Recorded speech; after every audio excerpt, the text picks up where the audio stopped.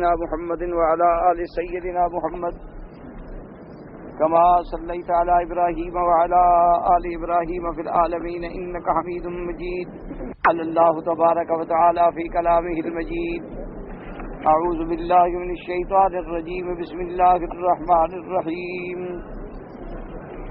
إن الله لا يغفر أن يشرك به ويغفر ما دون ذلك لمن يشاء ومن يشرك بالله فقد ضل ضلالا بعيدا. إن يدعون من دونه إلا إناثا وإن يدعون إلا شيطانا مريدا لعنه الله وقال لأتخذن من عبادك نصيبا مفروضا ولأذلنهم ولأمنينهم ولآمرنهم فليبتكن آذان الأنعام لآمرنهم فليغيرن خلق الله ومن يتخذ الشيطان وليا من دون الله فقد خسر خسرانا مبينا. يعظهم ويمنيهم وما يعظهم الشيطان إلا غرورا. أولئك مأواهم جهنم ولا يجدون عنها محيصا. والذين آمنوا وعملوا الصالحات سندخلهم جنات تجري من تحتها الأنهار خالدين فيها أبدا. سندخلهم جنات تجري من تحتها الأنهار خالدين فيها أبدا وعد الله حقا ومن أصدق من الله قيلا. قال المؤلف والمفسر رحمه الله تعالى: أدام النفع بعلومه وعلومكم في الدارين آمين، إلى أن قال: قد تقدم الكلام على هذه الآية الكريمة وهي قوله تبارك وتعالى: إن الله لا يغفر أن يشرك به ويغفر ما دون ذلك الآية. وذكرنا ما يتعلق بها من الأحاديث في صدر هذه السورة. وقد روى الترمذي رحمه الله تعالى: حدثنا سهير بن أبي فاختة سعيد بن علاقة عن أبيه عن علي رضي الله تعالى عنه أنه قال: ما في القرآن آية أحب إلي من هذه الآية: إن الله لا يغفر أن يشرك به الآية. ثم قال: هذا حسن غریب. اب مفسر رحمۃ اللہ علیہ فرماتے ہیں کہ اس آیت مبارک پر کہ ان اللہ لا یغفر ان یشرک بہ، اللہ تبارک و تعالی معاف نہیں فرماتے جو اس کی ذات کے ساتھ یا صفات میں شریک کرے، اس کے سوا جتنے گناہ ہیں جس کو اللہ چاہے معاف فرما دیں. تو مفسر فرماتے ہیں کہ یہ آیت مبارک چونکہ پہلے گزر چکی ہے اور اس پر تمام تفاصیل میں نے عرض کر دی تھی، اور جتنی احادیث مبارکہ اس آیت کی موافقت میں تھی وہ بھی میں نے وہاں ذکر کر دی تھی، تو اس لیے اب ان کے دوبارہ ذکر کرنے کی ضرورت نہیں ہے. حضرت علی رضی اللہ تعالیٰ عنہ سے روایت ہے کہ سیدنا علی رضی اللہ تعالیٰ عنہ نے فرمایا کہ اللہ کے قرآن میں مجھے جو محبوب آیت ہے نا وہ یہی آیت کہ اللہ تبارک و تعالیٰ نے وعدہ فرما دیا ہے کہ شرک کے ماں سوا جتنے گناہ ہیں میں چاہوں تو بخش دوں، تو لہذا باقی تو ہر گناہ پہ امید ہے نا بخشے جانے، لہذا صرف شرک جو ہے اس پہ بخشش نہیں ہوگی. تو حضرت علی نے فرمایا کہ یہ آیت جو ہے بڑے امید دلانے والی اور مجھے بڑی محبوب آیت ہے، کیونکہ ہر بندہ گناہگار ہے، خطا کار ہے، جیسے کہ میرے آقا نے سرکار دو عالم صلی اللہ علیہ وسلم نے ارشاد فرمایا: کلنا خطاؤن وخیر الخطائین التوابون. حضور نے فرمایا ہم سب خطا کار ہیں، ہم سب گناہ گار ہیں، لیکن اللہ کو وہ خطا کار اور گناہ گار بھی پیارے ہیں جو توبہ کرنے والے ہیں، کیونکہ اللہ تبارک و تعالیٰ کی صفت غفار بھی تو ہے، اللہ کی صفات میں ستاری بھی تو ہے، اللہ تبارک و تعالیٰ کی صفات میں تواب بھی تو ہے، اللہ کی صفات میں رحمان و رحیم کی صفتیں بھی تو ہیں. تو ان صفتوں کا تو اظہار تب ہوتا ہے نا جب کوئی گناہگار بندہ اللہ کے دروازے پہ گر جاتا ہے اور اللہ کے دروازے پہ توبہ کرتا ہے۔ تو اس لیے بہرحال یاد رکھیں کہ جتنے گناہ ہیں وہ قابل معافی ہیں، لیکن شرک جو ہے وہ ناقابل معافی ہے۔ اور شرک کا معنی یہ نہیں ناقابل معافی، یعنی دنیا میں تو وہ بھی قابل معافی ہے کہ آج اگر آدمی شرک سے توبہ کر لے، کفر سے توبہ کر لے، ارتداد سے توبہ کر لے تو اللہ معاف فرما دیتے ہیں۔ مقصد یہ ہے کہ اگر کوئی بندہ اللہ نہ کرے شرک کی حالت میں مر گیا، اگر اس کی موت شرک پہ آ گئی، اس کی موت کفر پہ آ گئی تو پھر اس کی بخشش نہیں ہوگی۔ اس لیے کہ حضور صلی اللہ علیہ وسلم کی حدیث ہے، حضور نے فرمایا کہ من مات یشرک باللہ شیئا، جو بندہ مر گیا اور اللہ کے ساتھ وہ کسی چیز کو شریک کرے، یہ ضروری نہیں ہوتا کہ بتوں کو شریک کرے، وہ کسی بھی چیز کو شریک کرے اللہ کی ذات میں یا اللہ کے صفات میں، فقد حرمہ اللہ علیہ الجنہ، حضور نے فرمایا اللہ نے اس پہ اپنی جنت حرام کر دی کہ کوئی مشرک جنت میں داخل نہیں ہو سکتا، کوئی کافر جنت میں داخل نہیں ہو سکتا۔ لیکن اگر زندگی میں توبہ کر لے تو آپ دیکھتے نہیں کتنے کافر تھے جو مسلمان ہوئے، کتنے یہودی تھے جو اسلام لائے، کتنے نصرانی تھے جو اسلام لائے، کتنے لوگ بت پرستی میں مبتلا تھے جو اللہ کی رحمت سے توبہ کی اور حضور کے ہاتھ میں کلمہ پڑا، حضور کے بعد صحابہ کے ہاتھوں مسلمان ہوئے، تابعین، اور آج تک الحمدللہ اللہ کی رحمت سے پوری دنیا میں مسلمان ہوتے ہیں۔ تو الاسلام تہدم ما کان قبلہ، اسلام جو ہے وہ پہلے گناہوں کو تو مٹا دیتا ہے۔ جب آدمی کلمہ پڑھ لے، اسلام لے آئے، سچے دل سے شرک سے توبہ کر لے تو اللہ تبارک و تعالیٰ معاف فرما دیتے ہیں۔ اور اسی طرح یاد رکھو کہ جیسے صغیرہ گناہ جو ہے وہ کبیرہ کی بنیاد بنتا ہے۔ کیا معنی؟ مثلا کسی عورت کو غیر محرم کو نظر سے دیکھنا یہ گناہ صغیرہ ہے، کسی غیر محرم عورت سے بات کرنا یہ بھی گناہ صغیرہ ہے، کسی غیر محرم عورت کو چھونا یہ بھی گناہ صغیرہ ہے، لیکن یہی صغیرہ جو ہے وہ کبیرہ بنتا ہے۔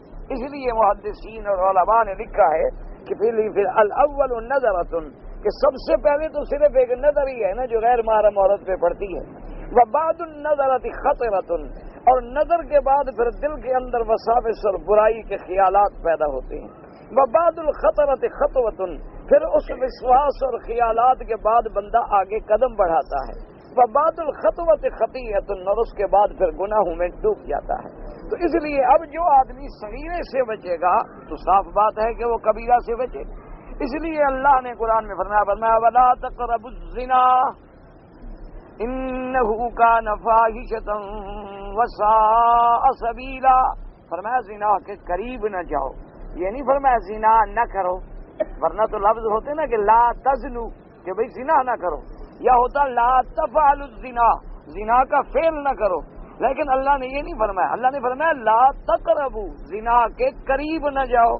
کیا مانا؟ کہ جب تم غیر محرم عورت کے قریب ہی نہیں جاؤ گے تو گناہ کیا ہوگا؟ جب تم کسی غیر محرم عورت سے بات ہی نہیں کرو گے تو پھر زنا کیا ہوگا؟ جب کسی غیر محرم عورت سے تم غلط نظر ہی نہیں ڈالو گے تو پھر اس کا مطلب ہے کہ وہ چیزیں جو زنا کو قریب کرنے والی ان کے قریب بھی نہ جاؤ۔ تو جب قریب نہ جاؤ گے، اور اس کی مثال جو ہے میرے آقا رحمت دو جہاں صلی اللہ علیہ وسلم نے کتنی پیاری ارشاد فرمائی۔ آپ کے زمانے میں چونکہ سادہ لوگ تھے تو آپ نے فرمایا یوں سمجھو کہ اگر کسی آدمی کی کھیتی لگی ہوئی ہے اور کھیتی کے باہر اس نے ایسے ایک باڑ دی ہوئی ہے کانٹوں کی، یا دیوار دی ہوئی ہے چھوٹی سی، یا اس نے ایسے کچھ چھوٹی موٹی لکڑیاں رکھی ہوئی ہیں کھیتی کی حفاظت کے لیے، تو فرمایا تم اگر اپنا بکریوں کا ریوڑ اس باڑ کے قریب لے جاؤ گے تو کبھی کوئی بکری دوڑ کے اندر بھی چلی جائے گی، لیکن اگر تم اس کے قریب ہی نہ جاؤ تو تمہاری بکری کبھی کسی کھیت میں منہ نہیں مار سکتی۔ تو اس لیے اصول اسلام نے یہ رکھے ہیں، یہ نہیں ہے کہ ہماری طرح کہ بھئی پہلے تو راستے سارے کھول دو اور اگر پھر گناہ ہو جائے تو چلو جی ٹھیک ہے، جرم بھی ہے، سزا بھی ہے اور قانون بھی ہے، کہ پہلے تو تم سارے راستے کھول دو کہ عورتیں بے پردہ پھریں، مرد جو ہے آزادی کے ساتھ پھریں، مردوں اور عورتوں کا اختلاط ہو، مدرسوں میں اکٹھے ہوں، کالجوں میں اکٹھے ہوں، یونیورسٹی میں اکٹھے ہوں، بازاروں میں اکٹھے ہوں، ہوٹلوں میں اکٹھے ہوں، کلبوں میں اکٹھے ہوں، شادی گھروں میں اکٹھے ہوں، اور پھر کہو کہ نہیں گناہ نہ کرو، یہ تو کوئی غیر فطری سی بات ہے، تو غیر انسانی بات ہے. سوال ہی پیدا نہیں ہوتا کہ کسی آدمی کو دریا میں دھکا دے دو اور اس کو کہو خبردار خیال رکھنا تمہارے کپڑے نہ بھیگنے چاہیے. بھائی جب تم نے اس کو دریا میں پھینک دیا ہے تو اب تو کپڑے بھیگیں گے، اب تو وہ ڈوبے گا، اب تو وہ ضرور برباد ہوگا. تو اسلام یہ نہیں کہ اسلام کہتے نہیں ایسی پابندی لگاؤ کہ بندہ گناہ کی وادی کے قریب ہی نہ گزرے. اس لیے اسلام نے پابندی لگا دی کہ خبردار کسی غیر محرم عورت سے بات نہ کرو، خبردار کوئی عورت جو ہے بغیر اپنے محرم کے سفر پہ باہر نہ نکلے، خبردار کوئی عورت جو ہے اپنے گھر سے بلا ضرورت باہر نہ جائے، کسی غیر محرم سے بات نہ کرے، کسی غیر محرم سے نرم لہجے میں خطاب نہ کرے. بچیوں کے مدارس سکول تعلیم سب علیحدہ ہوں، ان کے راستے بھی علیحدہ ہوں کہ کہیں اختلاط نہ ہو جائے. اس لیے میرے آقا نے اب آپ خود اندازہ فرمائیں کہ میرے مدنی کا مدینہ بھی پاک، میرے مدنی کا زمانہ بھی پاک، میرا مدنی بھی پاک، میرے مدنی کی جماعت بھی پاک. اس زمانے میں بھی حضور نے یہ اہتمام فرمایا تھا، اپنے صحابہ کو حکم دیتے تھے کہ بھی فجر کی نماز کے بعد جب میں سلام پھیر لوں اور نماز ختم ہو جائے تو مرد بیٹھے رہیں، اور عورتوں کو حکم تھا کہ وہ جلدی جلدی اپنے گھروں کو چلی جائیں، اور تھوڑی دیر کے بعد پھر اجازت ملتی تھی کہ مرد اب گھر جا سکتے ہیں، کیونکہ حضور نے فرمایا کہ گلی میں مرد اور عورت اکٹھے نہ ہو جائیں، اختلاط نہ ہو جائے. صبح کا وقت ہے، اندھیرے کا وقت ہے، خدا نہ خواستہ کوئی گناہ ہو جائے، خدا نہ خواستہ کوئی غلط بات ہو جائے. تو اللہ کے نبی جب اپنے زمانے میں یہ اہتمام فرما رہے ہیں اور ہم تو 1400 سال دور آ گئے، نہ ہمارے اندر وہ ایمان رہا، نہ ہمارے اندر وہ اعمال صالحہ رہے، نہ ہمارے اندر وہ حیا اور شرافت کے پیمانے رہے. اب تو ہم نئی تہذیب کے غلام بن گئے، اب تو ہم شیطانی ہتھ کنڈوں کا شکار ہو گئے، تو پھر گناہ کیسے نہیں ہوگا؟ اسلام نے ایسی، اور اس کے بعد دیکھیں پھر بھی گناہ پہ کیسی سزا رکھی ہے کہ اگر ایک گناہ گار کو سزا مل جائے تو باقی ساری دنیا ڈر جائے. یعنی پھر ایسا نمونہ عبرت بنا دو کہ کوئی اور گناہ کرنے کی جرت نہ کر سکے. ہم تو خود گناہ کرواتے ہیں اور گناہ کرنے کے بعد خود گناہوں کو تحفظ دیتے ہیں. ہمارا معاشرہ جو ہے وہ گناہ خود کراتا ہے. آپ کے ملک میں جتنے گناہوں کے اڈے ہیں نا جی، وہ آپ کے قانون کے محافظوں کی معرفت چلتے ہیں، ان کے بغیر چل ہی نہیں سکتے. ان کا باقاعدہ منتھلیاں ہوتی ہیں، باقاعدہ ان کے شیئر ہوتے ہیں، باقاعدہ ان کے حصے ہوتے ہیں، باقاعدہ ان کی نگرانی ہوتی ہے، باقاعدہ ان کی حفاظت ہوتی ہے. ان کو پتہ ہوتا ہے کہ ہمارے تھانے کے حدود میں زنا کے اڈے کہاں کہاں ہیں، منشیات کے اڈے کہاں کہاں ہیں، کاروبار کرنے والے کون کون ہیں. ان سب کے ساتھ ان کے اتنے قریبی لنک ہوتے ہیں کہ اتنے کسی شریف آدمی کے ساتھ نہیں ہو سکتے. تو پھر گناہ کیسے نہیں ہوگا بھائی؟ معاشرے میں امن کیسے ہو سکتا ہے؟ تو اس لیے اللہ پاک نے فرمایا، یاد رکھو یہ میری تمہید باندھنے کا مقصد یہ ہے کہ شرک میں بھی آدمی مسلمان براہ راست نہیں کودتا. شرک میں بھی پہلے چھوٹا گناہ ہوتا ہے، پہلے بدعت میں مبتلا ہوتا ہے، بدعت میں پڑھتے پڑھتے پڑھتے انجام شرک پہ ہو جاتا ہے. تو اس لیے اگر آپ بدعت سے بچ جائیں گے تو پھر شرک سے تو خود بخود بچ جائیں گے. اب دیکھیں نا جی، پہلے تو آدمی کہتے ہیں دیکھو بھائی میاں اللہ والے کی مزار ہے، چلو بھائی حاضری ہو جائے. ہاں جی بالکل ہونی چاہیے. اب جائز بات ہے کہ قبر پہ جانا کو منع تو نہیں ہے. حضور نے فرمایا، پہلے میں نے منع کیا تھا، پھر حضور نے اجازت دے دی کہ قبروں پہ جاؤ. حضور صلی اللہ علیہ وسلم نے فرمایا قبرستان میں جاؤ، قبروں پہ جاؤ، عبرت پکڑو، دیکھو کہ یہ لوگ تمہاری طرح دنیا میں زندہ تھے، اب کہاں پہنچے. ہمارا بھی یہی مقام آنے والا ہے. ایک وقت آئے گا جب ہم بھی علیحدہ قبروں میں پڑے ہوں گے، نہ کوئی ساتھی، نہ کوئی بھائی، نہ کوئی اخوان، نہ کوئی حل، نہ کوئی یال. اللہ کے سوا اور اعمال صالحہ کے سوا ہمارا کوئی نہیں ہوگا. تو عبرت کے لیے اب ابتدا تو یہ ہوگی کہ جی ہمیں بہرحال اللہ والے کی قبر ہے یار، چلو فاتحہ پڑھاتے ہیں، ٹھیک ہے چلے. اس کے بعد لوگوں نے کہا دیکھو جی اب لوگ چونکہ بہت آتے ہیں نا، تو اس لیے ذرا یہاں کوئی جگہ شگہ بھی بنا دیں کہ جو آئیں تو بیٹھیں بھی تو صحیح، نہ کہیں کھڑے تو نہ رہے نا. غریب آ کر کتنی دیر کوئی کھڑا رہے گا. پھر ایسا وہاں کمرہ بن گیا. میں نے کہا دیکھ یار کمرہ کو اچھا بناؤ نا، کوئی سنگ مرمر لگا ہو، تھوڑا کوئی قالین شالین بھی بچھا دو، کوئی روشنی ووشنی کا انتظام بھی کر دو. اور بات یہ ہے کہ بھئی آخر باہر سے کوئی مسافر آئے، اسے کیسے پتہ چلے گا بھی یہ بزرگ کا مزار ہے؟ تو اوپر تھوڑا سا کوئی گنبد بھی بنا دو. دیکھو نا، مینار دیکھ کے مسجد ڈھونڈ لیتے ہیں تو گنبد دیکھ کے قبر ڈھونڈ لے گا، اس کو آسانی ہو جائے گی. یہ ایسا کام آ جائے. اب جناب جب آ گیا مزار پہ تو کہے گا بھی آخر اللہ والے کی مزار ہے، ادب سے ذرا کھڑے ہوں نا، پھر ہاتھ باندھ کے کھڑا ہو۔ اس کے بعد تھوڑا اور آگے بڑھے گا کہ یار اللہ والے کا مزار ہے، تھوڑا جھک کے جایا کرو، آخر اللہ والے تھے، اللہ کے محبوب تھے، پھر ذرا گردن جھکنی شروع ہو جائے۔ اس کے بعد کہے گا دیکھو یار کچھ بھی ہو، آخر یہ مٹی اللہ والے کے قریب تو لگی ہے نا، چاہے ہم نے سیمنٹ خرید کر کے لگایا ہے لیکن لگا تو قریب ہے نا، بہرحال تو تھوڑا سا اس کو بھی تو چوم لو نا۔ دیکھو نا اگر حجر اسود کعبے میں ہے، نیچے ہم چومتے ہیں اور اللہ عرش پہ راضی ہو جاتا ہے، تو آخر اس قبر کے باہر والے کو بھی چومیں گے تو اندر والا تو ضرور راضی ہو جائے گا، یہ تو بالکل قریب ہے نا۔ پھر چومنے پہ آ گیا، چومنے سے آگے بڑھا تو نے کہا یار ذرا پچھلے پاؤں ہٹا کرو تاکہ حضرت کو پشت نہ ہو جائے۔ اب پچھلے پاؤں چلنے لگا، پھر کچھ عرصے کے بعد دیکھا کہ ایک آدمی بڑا گڑ گڑا رہا ہے، بڑا رو رہا ہے اور مزار پہ پڑا ہے اور ٹکرے مارے، اس نے کہا یار ٹھیک ہے کیا فرق پڑتا ہے، اللہ والوں کے آگے جب جھکیں گے تو اللہ راضی ہو جائے گا، کیونکہ یہ اللہ والے جو تھے۔ پھر سجدہ شروع ہوگی، یہیں سے کام بڑھتا بڑھتا شرک پہ، حالانکہ ابتدا کہاں سے ہوئی تھی اور نتیجہ کہاں تک نکلا۔ اللہ تبارک و تعالی رحمت فرمائے۔ اس لیے ہمیشہ یاد رکھیں کہ پہلے تو بدعات ہوتی ہیں، دیکھو نا جی اب کوئی بزرگ فوت ہو گیا، والد والدہ فوت ہو گئے، بھائی تیسرے دن ہم خیرات ہی کر رہے ہیں نا، اور تیسرا دن تو ہم نے اس لیے رکھا ہے کہ عام لوگوں کو پتا ہوتا ہے کہ تیسرے دن کلخانی ہوگی تو کوئی آئے گا۔ اب ہم ہر وقت اعلان تو نہ کرتے پھریں نا جی، اب تیسرے دن کلخانی ہو گئی۔ انہوں نے کہا یار دیکھیں، کہیں گے بیٹا کتنا صاحب جائیداد تھا، باپ مر گیا، بدبخت نے جمعراتیں بھی نہیں تھی، یار کوئی ایسی نلائق اولاد تھی، باپ کے مرنے پہ انتظار کر، چلو کوئی حرج نہیں یار، جائز ہیں نہیں ہے لیکن آخر لوگوں کا منہ تو بند کرنا ہے نا۔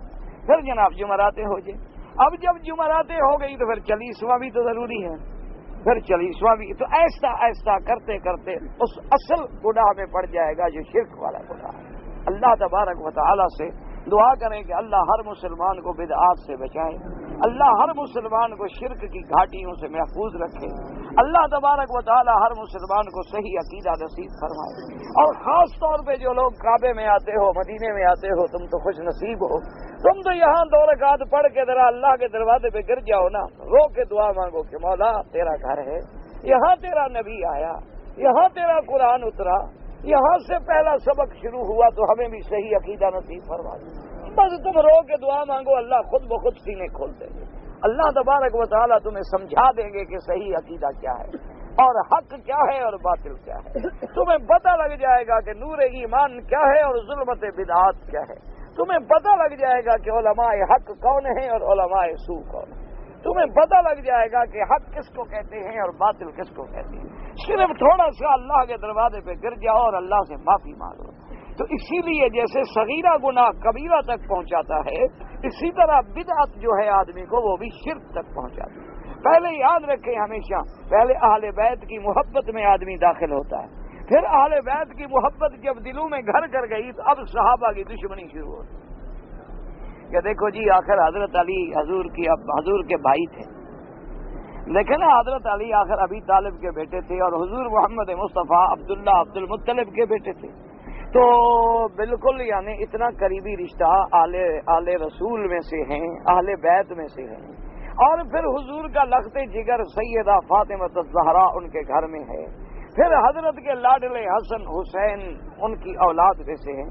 دیکھو حضور کے بعد ان کو خلافت نہ ملے، ہر زیادتی تو ہے، بس یہیں سے کام شروع ہو گیا۔ پہلے تو محبت تھی نا اہل بیت کی، اب بغض صحابہ بھی شروع ہو۔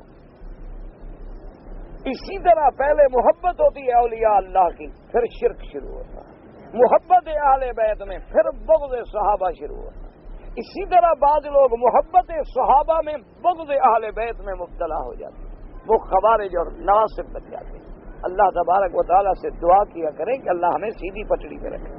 اسی لیے حضور نے فرمایا تھا نا کہ میری امت 73 فرقوں میں بٹ جائے گی، آپ نے فرمایا سب کے سب جہنم میں ہوں گے، الا ما انا علیہ واصحابی، مگر وہ جنہوں نے میرا اور میرے صحابہ کا دامن پکڑ لیا وہی نجات پائیں گے۔ تو اس لیے ہمیشہ اللہ سے دعا مانگا کرو۔ ہم نماز بھی پڑھیں اور قبول نہ ہو تو کیا فائدہ، ہم حج بھی پڑھیں اور قبول نہ ہو، ہم عمرہ بھی کریں اور قبول نہ ہو، ہم طواف بھی کریں اور قبول نہ ہو، ہم ساری رات قرآن بھی پڑھیں اور قبول نہ ہو، ہم لیلۃ القدر کی راتوں کو بھی جاگیں اور قبول نہ ہو، تو کتنی بدقسمتی ہے۔ اور یہ یاد رکھ لیں کہ اگر اندر شرک ہے تو باہر کے عمل کوئی فائدہ نہیں پہنچتا۔ ایک ہمیشہ ایک مثال ہے کہ ایک مولوی سے کسی نے مسئلہ پوچھا، اس نے کہا جی ایک کتا مر گیا ہے، کنویں میں جا پڑا، تو کتنے پانی نکالیں؟ وہ مولوی کو میرے جیسا ہوگا، انہوں نے کہا یار کوئی 100-200 ڈول نکال لو اور کیا۔ ایک اور مولوی کے پاس، اس کو تسلی نہ ہوئی، وہ اور مولوی کے پاس گیا، اس نے کہا جناب کتا مر گیا کنویں میں۔ ایک مولوی سے میں نے پوچھا ہے 200 ڈول نکال، اور نے کہا نہیں یار 200 ڈول سے کیا ہوتا ہے، کنواں ہے 400 ڈول کا۔ اس کی پھر تسلی ہو۔ وہ پھر ایک اور عالم کے پاس، اس سے جا کے پوچھا کہ حضرت ایک کتا مر گیا ہے کنویں میں، کیا پانی نکالو؟ نے کہا بھی سارا پانی نکالو یار، یہ کیا ہے 200 ڈول 300 ڈول 400 ڈول، سارا پانی نکالنا ہے۔ پھر وہ 5ویں صحیح عالم کے دروازے پہ پہنچا، اس سے جا کے مسئلہ پوچھا کہ جناب کتا مر گیا، میں تو مصیبت میں آ گیا۔ ایک مولوی کہتا ہے 100 ڈول نکالو، ایک کہتا ہے 2 نکال دو، 100 نکالو، ایک کہتا ہے 400 نکالو، ایک کہتا ہے سارا پانی نکالو، میں کدھر جاؤں؟ انہوں نے کہا پہلے یہ بتاؤ کسی نے یہ بھی کہا تھا کہ کتا نکالو؟ انہوں نے کہا جناب یہ تو کسی نے نہیں کہا۔ تو انہوں نے کہا پھر کنواں کیسے پاک ہوگا؟ پہلے بدبخت کتا نکالو پھر پانی نکالو۔ اس لیے یاد رکھو پہلے شرک والا کتا اندر سے نکالو، ورنہ لاکھ ڈول نکالتے رہو کوئی فائدہ نہیں۔ سب سے پہلی بات یہ ہے کہ اپنے دل کی گہرائیوں سے وہ جو اندر شرک کے جراثیم پڑے ہوئے ہیں نا، ان کو نکال کے باہر پھینکو، پھر ایک طواف بھی کرو نا تو جنت کے دروازے کھل جاتے ہیں۔ پھر اللہ میاں کو ہماری کوئی دوڑنے چھوڑنے کو محنتوں کی ضرورت نہیں ہے، وہ تو یہ دیکھتا ہے کہ میرا ہے یا میرا باغی ہے، بس سیدھی صاحب ہم ساری زندگی جو ٹکرے مارتے رہے اللہ میاں کیا ملے گا بلا؟ اور اگر ہم سارے نعوذ باللہ بے نماز ہو جائیں تو اللہ کا کیا بگڑ جائے گا؟ ساری دنیا خدا نہ کرے بے نماز ہو جائے، اللہ کا کوئی نقصان ہے؟ اگر ہم سارے الحمدللہ نمازی بن جائیں تو اللہ کو تو فائدہ نہیں، فائدہ تو ہمارا ہے نا کہ ہمارے درجات بلند ہوں گے۔ تو سب سے پہلے اندر سے اس شرک والے کتے کو نکال ڈالو، پھر بدعات والے گندے گندے جو جراثیم پڑے ہیں ان کو نکال ڈالو، اور جب یہ بلائیں نکل گئی نا پھر سارے کام سیدھے ہیں۔ پھر تھوڑے بھی کرو تو میرا مولا راضی ہے، پھر تھوڑی سی بھی عبادت ہو جائے تو میرا مولا بخشنے کے لیے تیار ہے۔ اس لیے حضور نے فرمایا نا کہ اگر کوئی آدمی 100 دفعہ لا الہ الا اللہ وحدہ لا شریک لہ لہ الملک و لہ الحمد یحیی و یمیت وہو علی کل شیء قدیر، 100 دفعہ پڑھ لے تو فرمایا اس کے ریت کے ذروں کے برابر بھی گناہ ہوں تو خدا بخش دے۔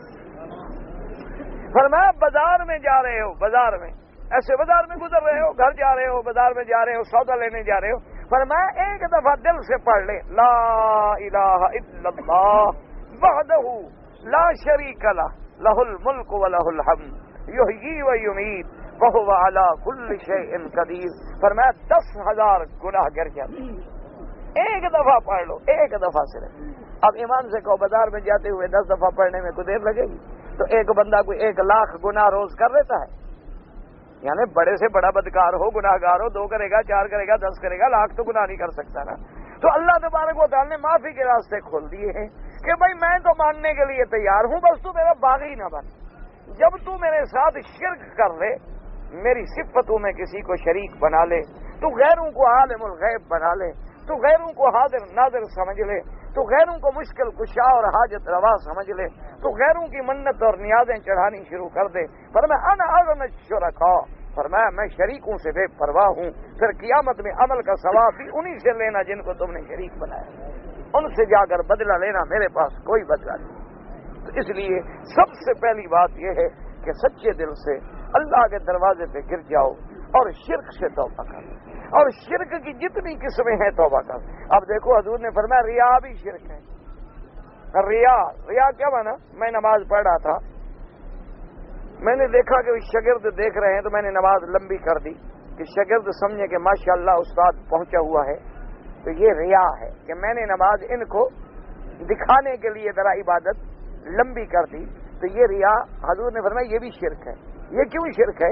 عبادت کرنی تھی کس کو راضی کرنے کے لیے، ان کے ساتھ ان کو راضی کرنا بھی میں نے ملا دیا، تو شرک کہ راضی تو کرنا تھا میں نے اللہ کو، کوئی دیکھے دیکھے نہ دیکھے نہ دیکھے، میں اپنی عبادت کروں جیسے کرتا ہوں، میں اپنی نماز پڑھوں جیسے پڑھتا ہوں، کوئی دیکھ رہا ہے تو دیکھ لے، کوئی نہ دیکھے نہ دیکھے۔ ہاں یہ علیحدہ بات ہے کہ خوشبو پھیلتی ہے اور بو بھی پھیلتی ہے، تم اچھے عمل کرو گے تو خدا لوگوں کے دلوں میں تیری عزت خود بخود ڈال دیں گے، خود بخود پیدا کر دیں گے، تجھے لوگوں کا محبوب بنا دیں گے، اور اگر تم برائی کرو گے تو لوگوں کے دلوں میں نفرت خود بخود ڈال دیں گے، تمہیں ساری دنیا میں مبغوض بنا دیں گے۔ جو بھی بندہ پوچھے گا اگر چھوڑو یار اس کا کیا پوچھتے ہو، بڑا گندا آدمی ہے۔ اور جب تم محبوب بن جاؤ گے، اللہ فرماتا ہے بندوں کے دل میں نہیں، دریاؤں کی مچھلیوں کو بھی کہہ دیتا ہوں میرا محبوب ہے، اس کے لیے دعائیں مانگو۔ مچھلیوں کو، دریاؤں کی مچھلیوں کو بھی حکم دے دیتا ہوں کہ میں فلاں بندے کو محبوب رکھتا ہوں، تم بھی محبوب رکھو اور اس کے لیے دعائیں مانگو۔ تو جنگل کے پرندے، درندے، مچھلیاں سب دیکھا رہی ہیں کہ حضرت ابراہیم الخلیل کا بیٹا حضرت سیدنا اسماعیل علیہ السلام اور ان کی اماں جب اسی جگہ جہاں تم زمزم پیتے ہو اس کا والد چھوڑ کے چلے گئے، تو ایک ماں ہے ایک بیٹا دودھ پینے والا، کوئی بندہ نہیں، آبادی نہیں، کوئی انسان نظر ہی نہیں آتا، اور نہ خدا کا گھر ہے، وہاں ایک ٹیلا ہے، ٹیلا پڑا ہوا بے آب و گیاہ وادی ہے۔ تو جب شام ہوئی تو مؤرخین نے لکھا ہے کہ کہیں سے گیدڑوں کی آواز آتی ہے، کہیں سے جنگلی جانوروں کی آوازیں آنے لگیں، تو بی بی ہاجرہ ام اسماعیل گھبرائیں کہ چھوٹا سا میرا بچہ ہے، میں اکیلی عورت ہوں، اور یہ جنگل کے بھگیاڑ درندے آ کے میرے بچے کو اٹھا کے لے جائے تو میں اکیلی عورت کیا کر سکتی ہوں۔ تو پتہ ہے بی بی نے کیا کیا، ایک لکڑی چھوٹی سی دے کے کھڑی ہو گئی، جب وہ جانور قریب آ گئے تو خطبہ پڑھا اور کہا خبردار تمہیں پتہ ہونا چاہیے کہ میں اللہ کے خلیل کی بیوی ہوں، اور یہ خلیل اللہ کا بیٹا ہے، یہ اس کا بیٹا ہے جس کو خدا نے دوست بنایا ہے۔ تو بی بی فرماتی ہے کہ وہ جتنے جانور ہیں وہ ایسی ایسی آوازیں نکالنے لگے کہ مجھے ایسے سمجھ نہ آئے کیا کہتے ہیں، لیکن ان کے رویے سے معلوم ہو کہ بی بی تم سو جاؤ، ہم تو پہرا دینے آئے ہیں، ہم تمہیں نقصان پہنچانے تھوڑا ہے، آپ آرام کریں، وہ تو خلیل اللہ کا بیٹا ہے، اللہ کے خلیل کو کون چھیڑ سکتا ہے؟ کیا ہے اللہ ان کے دلوں میں ڈال دے۔ حضرت سفینہ رضی اللہ تعالی عنہ میرے محبوب کے صحابی ہیں، ان کا لقب حضور نے رکھا تھا کشتی سفینہ۔ وجہ یہ تھی کہ ایک دفعہ سفر میں جا رہے تھے تو ماشاءاللہ بڑے بہادر آدمی تھے، جس صحابی کو دیکھتے کہ تھکا ہوا اس کو کہتے یار تم بھی اپنا سامان مجھے دے دو، اس کا سامان بھی سر پہ رکھ لے۔ دوسرے کو دیکھتے کہ بوڑھا آدمی ہے، اسے یار تم بھی اپنا سامان مجھے دے دو۔ پھر 2 لکڑیاں لے لی، ایسے رکھ لی، لکڑیوں میں سب کی لٹکاتے گئے، وہ جو بھی دے گٹھڑی بنا کے لکڑی میں لٹکا دے، 3 ادھر سے لٹک رہی ہیں، 3 ادھر سے لٹک رہی ہیں، 3 ادھر سے لٹک۔ حضور کی نظر پڑی تو دیکھو سامان میں لدا ہوا ہے، آپ نے فرمایا سفینہ بھی تم تو کشتی ہو، سب کا بوجھ اٹھا کے جا رہے ہو۔ تو فرماتی ہیں کہ ایک دفعہ جہاد میں ہم جا رہے تھے، اتفاق کی بات ہے کہ میں جس کشتی میں سوار تھا وہ کشتی ٹوٹ گئی، چھوٹی چھوٹی کچی کشتیاں ہوتی تھی لکڑی کی بنی ہوئی پار کرنے کے لیے عارضی، ٹوٹ گئی اور مجھے موجوں نے اٹھایا اور کسی اور کنارے پہ لگا دیا۔ جب کنارے پہ گیا تو جنگل اور اکیلا آدمی، اب صحابہ کہیں چلے گئے، میں کہیں چلا گیا، پتہ ہی کوئی نہیں کہ میری جماعت کہاں ہے، اور جنگل ہے اتنا گھنا، آگے دریا ہے یا جنگل ہے۔ فرماتے ہیں میں ہوش میں کھڑا تھا کہ ایک ببر شیر کے تھاڑنے کی آواز آئی، میں نے کہا اللہ میاں اب تو تیرے سوا کون بچا سکتا ہے، اب کھڑا رہوں تو شیر کھا جائے گا، اور چھلانگ لگا کے دریا میں جاؤں تو آخر کب تک تیروں گا، وہ بھی تو دریا میں آ سکتا ہے۔ فرماتے ہیں کہ مجھے اور عقل نہ آیا، پھر مجھے اتنی عقل آیا کہ میں نے اس کو مخاطب کر کے کہا، میں نے کہا جنگل کے سردار خبردار، انا صاحب رسول اللہ، خبردار مجھ پہ حملہ کرنے سے پہلے سوچ لینا کہ میں محمد مدنی کا ساتھی ہوں۔ کہتے ہیں کہ اس نے سر ڈال لیا، دم ہلانے لگا اور مجھے اندازے سے سمجھائے کہ میرے پیچھے چلو، تو میں اس کے پیچھے جاؤں اور جو جنگل سے جانور نکلے ان کو ڈرائے وہ بھاگ جائیں۔ مجھے پیرا لیتا دیتا دیتا جب صحابہ کے لشکر تک پہنچا تو وہاں کھڑے ہو کے 3 آوازیں نکالی، مجھے الوداع کہا اور مجھے جماعت صحابہ تک پہنچا کے واپس جنگل میں چلا گیا۔ تو اللہ تبارک و تعالیٰ کے جب محبوب بن جاتے ہو تو اللہ جانوروں میں بھی محبت ڈالے، اور جب اللہ ناراض ہو جاتے ہیں تم بھروسہ کرتے ہو پیسوں پر، تم بھروسہ کرتے ہو دولت پر، تم بھروسہ کرتے ہو عقل پر، تم بھروسہ کرتے ہو اسباب ظاہری پر، یہ اسباب ظاہری ضرور استعمال کرو، لیکن ان اسباب کے پیدا کرنے والا بھی تو رب ہے نا، وہ چاہے تو ان میں برکت ڈال دے، وہ چاہے تو ان میں نحوست ڈال دے، وہ چاہے تو تیرے تھوڑے سے کھیت کو بڑھا دے، وہ چاہے تو تیرے بڑے کھیت کو تباہ کر دے۔ تم لاکھ سپرے کرو، ایک بیماری بھیجے، بس سارا فصل ختم۔ تم لاکھ کھاد ڈالو، ایک بارش برسائے، سارا فصل ختم۔ تم لاکھ فصل کی حفاظت کرو، ایک جناب اوپر سے یالہ باری ہو، ریزہ ہو جائے۔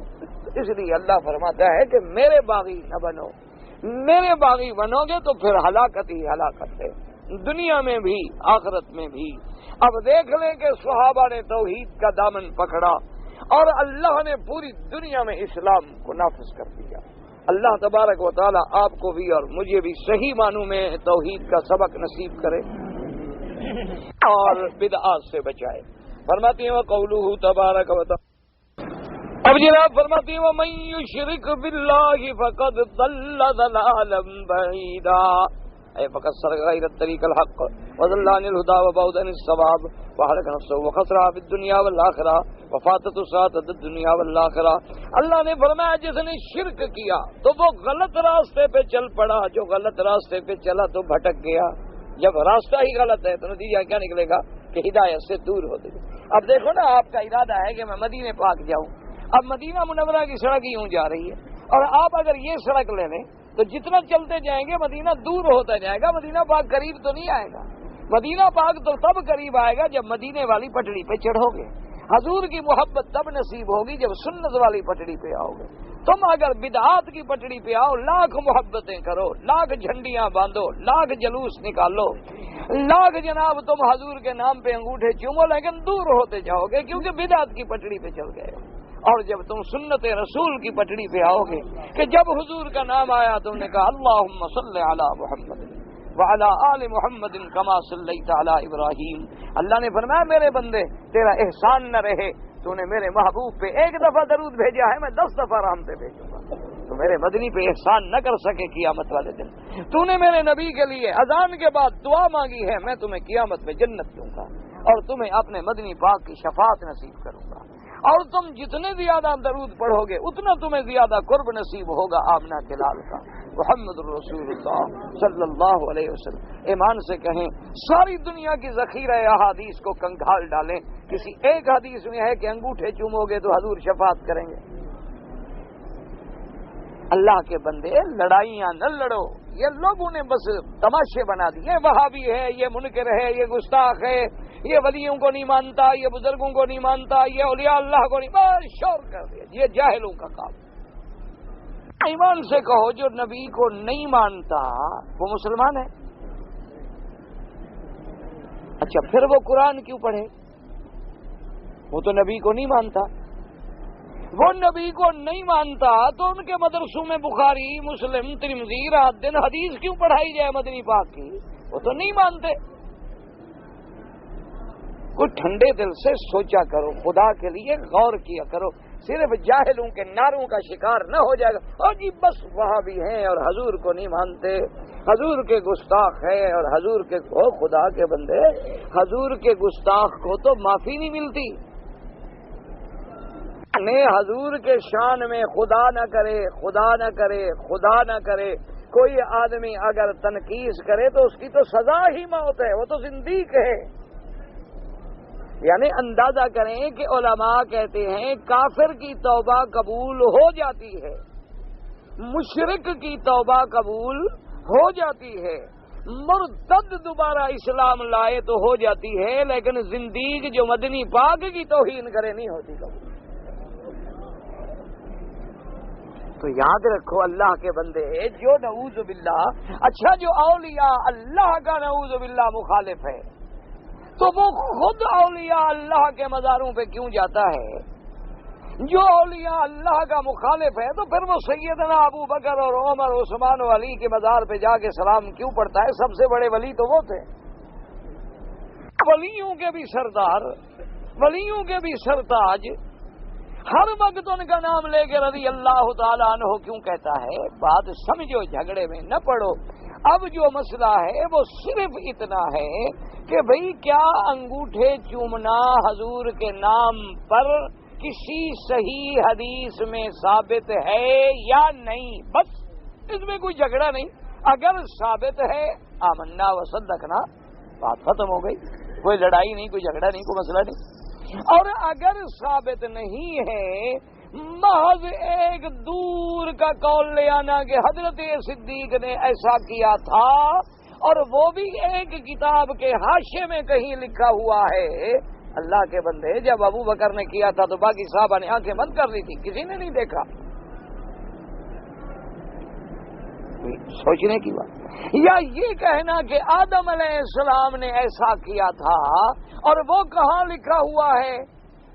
کہتے ہیں جی ایک کتاب میں ہے، پتہ نہیں وہ کتاب کون سی ہے، سیاستہ ہے بھائی، کہ نہیں، بخاری مسلم میں ہے نہیں، قرآن شریف میں ہے نہیں، ایک بزرگ نے لکھا ہے، پتہ نہیں بزرگ آدم علیہ السلام کے ساتھ تھے۔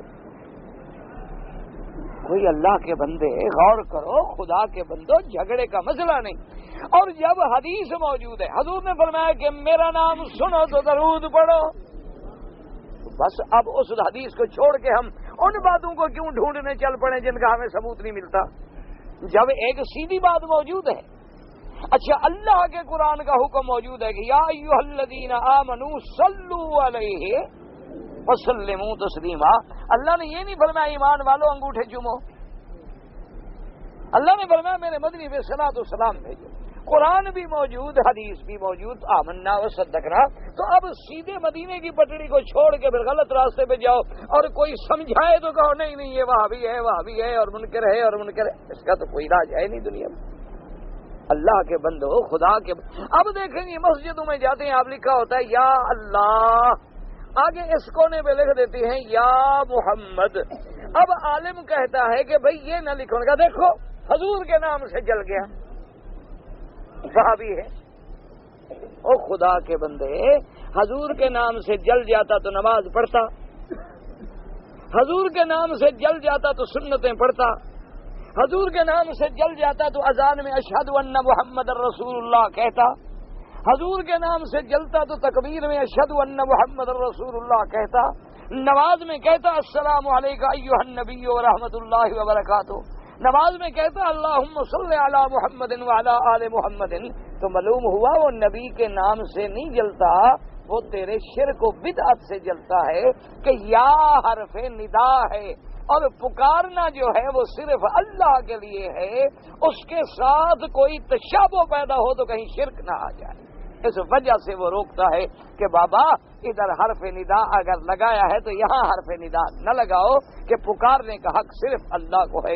ادعونی استجب لکم، اگر تم نے لکھنا ہے پورا کلمہ لکھ دو لا الہ الا اللہ محمد الرسول اللہ، اور اگر تم نے لکھنا ہے تو لکھو اللہ جل جلالہ، آگے لکھ دو محمد الرسول اللہ صلی اللہ علیہ وسلم۔ مجال ہے کوئی اعتراض کرے؟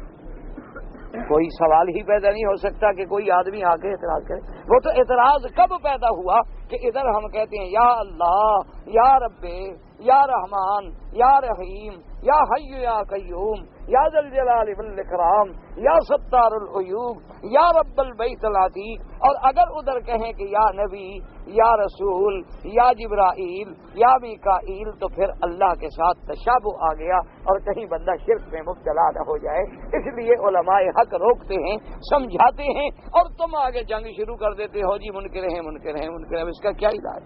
اس کا علاج یہی ہے کہ دعا کر سکتے ہیں کہ اللہ تبارک و تعالی حق سمجھنے کی توفیق عطا فرمائے۔ اس کے علاوہ اور تو ہمارے پاس کوئی علاج ہے نہیں کہ ہم اللہ سے دعا مانگیں کہ یا اللہ سب کی آنکھیں کھول دے اور سب کو صحیح معنوں میں توحید کا مسئلہ سمجھانے کی توفیق عطا فرمائے۔ اب دیکھو نا، اتنی سی بات تھی، ایک آدمی آئے حضور کی خدمت میں، کوئی بات ہوئی تو اس نے اتنا کہہ دیا ما شاء اللہ و شئت، کہ جو اللہ چاہے اور جو آپ چاہیں۔ حضور ناراض ہو گئے، فرمایا جعلتنی للہ ندن، فرمایا خبردار، جو اللہ چاہے اور آپ چاہیں مجھے اللہ کا شریک بنا دیا، خبردار آئندہ مت کہنا ایسا لفظ۔ حالانکہ نعوذ باللہ صحابی کے دماغ میں شرک کا خیال بھی جا سکتا ہے، لیکن لفظ آ گئے تھے وہاں کا جو معیت کا شائبہ دیتی تھی، تو نے فرمایا ایسا بالکل نہ کہنا، ہاں یوں کہہ سکتے ہو ما شاء اللہ ہو ثم شئت، لفظ وا نہ لگاؤ، کیونکہ وا معیت کے لیے ہوتا ہے کہ جاءنی زید و عمر، زید اور عمر میرے پاس آئے، تو جب تم نے کہا وشیتا مانا اللہ چاہے اور آپ چاہیں، کیوں نہ کہو، آپ یہ کہیں کہ اللہ چاہے اور اس کے بعد اگر آپ چاہیں، تو یعنی مجھے اللہ کا شریک لفظ میں بھی نہ بناؤ۔ انہی چیزوں کو سامنے رکھ کر علماء تمہیں مسئلہ سمجھاتے ہیں، اور تم بلا وجہ ان سے بغض رکھ کے اپنے آپ کو اور زیادہ گناہوں میں مبتلا کرتے ہو کہ من آذى لي وليا فقد آذنته بالحرب، جو اللہ کے دوستوں سے دشمنی رکھے، اللہ فرماتے ہیں پھر اس سے میں خود، وہ میرے ساتھ جنگ کرتا ہے۔ اور اللہ کے دوست کون ہیں؟ جو اللہ کا قرآن بیان کریں۔ اللہ کے دوست کون ہیں؟ جو سنت محمد مصطفیٰ کا سبق پڑھائیں۔ بدعت پڑھانے والا، رسم و رواج پڑھانے والا، وہ کبھی اللہ کا دوست نہیں ہو سکتا۔ اب دیکھیں نا جی، مسلمان ہیں ہم، کوئی مر گیا، کوئی مولوی کہتا ہے بھائی مردے کو غسل نہ دو، کبھی کسی نے منع کیا؟ اچھا، کوئی کہتا ہے کہ اس کو خوشبو نہ لگاؤ، کوئی کہتا ہے کہ کافور ہے یا جناب بیری کے پتے ہیں گرم پانی میں، اب تو خیر صابن وابن آ گئے، اس زمانے میں تو یہ چیزیں نہیں تھی، اب اکثر ہے کہ اچھی طرح نہلاؤ، صاف کرو، پاک کرو، کفن پہناؤ اور پھر جنازہ پڑھاؤ، کوئی منع نہیں کرتا۔ لیکن اب تھوڑا سا اور مسئلہ آ گیا کہ نہیں جی، جنازہ بھی پڑھانا ہے لیکن کفن کے ساتھ جو ہے نا ایک الفی بھی رکھنی ہے، اور کفن کے ساتھ جو ہے نا جناب ہم نے وہ کلمہ شریف بھی لکھ کر ادھر لگانا ہے۔ تو اب یہ بدعات کا ابتدا شروع ہو گئی کہ تم نے زندگی میں بھی نہیں بخشا، مرنے کے بعد بھی بدعت اس کے ساتھ بھیج رہے ہو، قبر میں بھی ساتھ جائے۔ اللہ کے بندے، کلمہ اندر والا فائدہ دے گا یا اوپر والا؟ کوئی ٹھنڈے دل سے سوچو، عقل کرو۔ اچھا مجھے تم ایک مسئلہ سمجھاؤ، ماشاءاللہ تم کوئی مولویوں سے کم تو نہیں ہو، تم تو مولویوں سے بھی زیادہ پڑے ہوئے ہو ماشاءاللہ۔ ایک اگر کوئی ہندو مر جائے موتی لال، اس کے سینے پہ ہم کلمہ شریف لکھ کے رکھ دیں تو وہ جو آگے فرشتے دھوکہ کھا جائیں، وہ سمجھیں گے اوپر کلمہ رکھا ہے، مسلمان کہے واپس جاؤ، کیا کہیں؟ کچھ نہیں کہیں، چھوڑ دیں گے۔ وہ تو جناب سیدھی سی بات کرتے ہیں، وہ تو یہ بھی نہیں دیکھتے کہ کعبہ شریف والا کلمہ لکھ کے اوپر رکھ دو، وہ کہتے ہیں نہیں نہیں ہم تو پوچھیں گے من ربو کا، ہم یہ لکھا وکھا مولوی کا نہیں پڑھیں گے، تو انٹرویو لیں گے باقاعدہ۔ یہ کہ تمہارا معاملہ تھوڑا ہے کہ جس کی سفارش آئے نوکری دے دو جو غریب وہ دھکے کھاتا رہے، تو انصاف ہوگا، من ربو کا، سیدھی بات کرو۔ اور اس کے بعد صرف اچھا بھئی ایک لفظ نہیں، ماں دینوں کا، دین کیا ہے تیرا؟ تقول فی حق حاضر رجل، تم محمد مدنی کے بارے میں کیا عقیدہ رکھتے ہو؟ تو 3 سوال ہوں گے، تو اگر یہ سوال ہوں گے تو جو موہن لال مر گیا یا موتی لال مر گیا وہ تو کہے گا ہاں ہاں لا ادری، مجھے تو پتہ ہی نہیں، تو وہ اوپر والا کلمہ کیا فائدہ دے گا جناب؟ اور جو مومن ہوگا کہے گا ربی اللہ،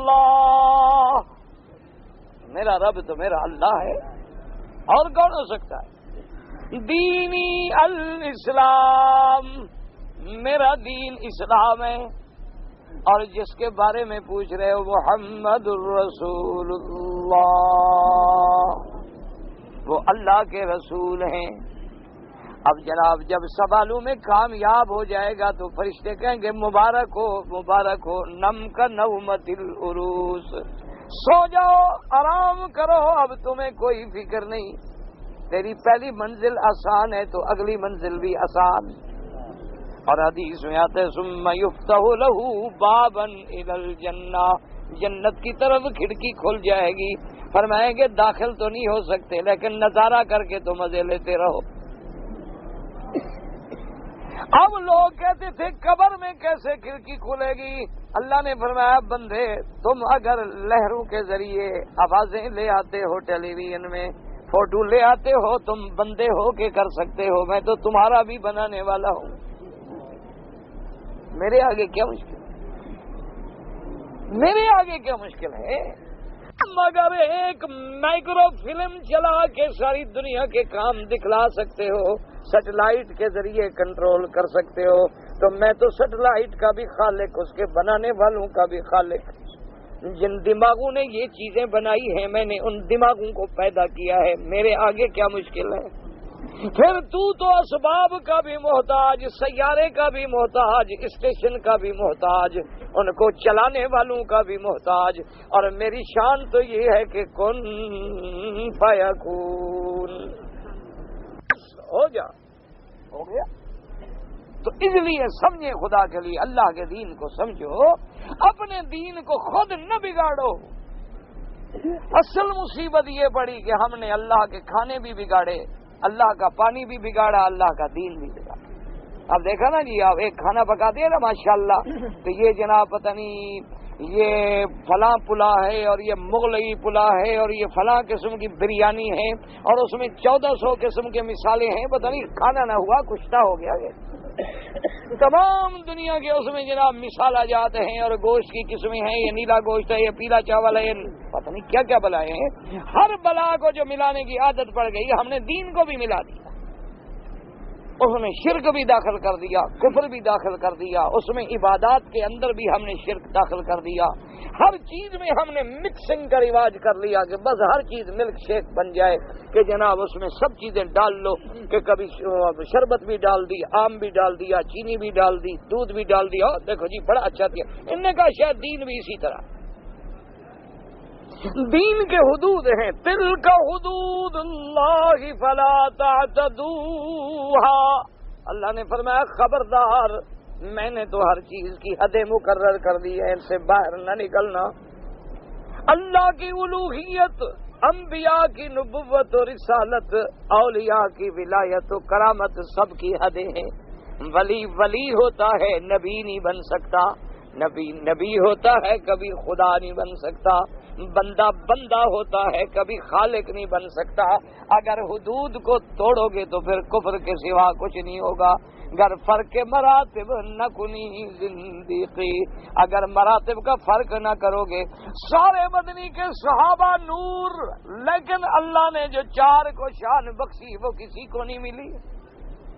پھر ان 4 میں اللہ نے ابو بکر کو چن لیا، اس لیے حضرت علی فرماتے تھے مجھے اللہ کی قسم ہے، اگر میرے سامنے کوئی آدمی آ کے یہ کہے کہ حضرت علی ابو بکر سے افضل ہیں، فرماتے ہیں میں اس کو جھوٹ بولنے والے کی، جھوٹی تہمت لگانے والے کی حد 80 کوڑے اس کی پیٹھ پہ ماروں گا اور اس کی شہادت بھی مردود کر دوں گا کہ اس کی کبھی گواہی نہ لی جائے۔ اس نے کیوں جھوٹ بولا ہے کہ حضور کے بعد اگر افضل ہے تو ابو بکر ہے رضی اللہ تعالی۔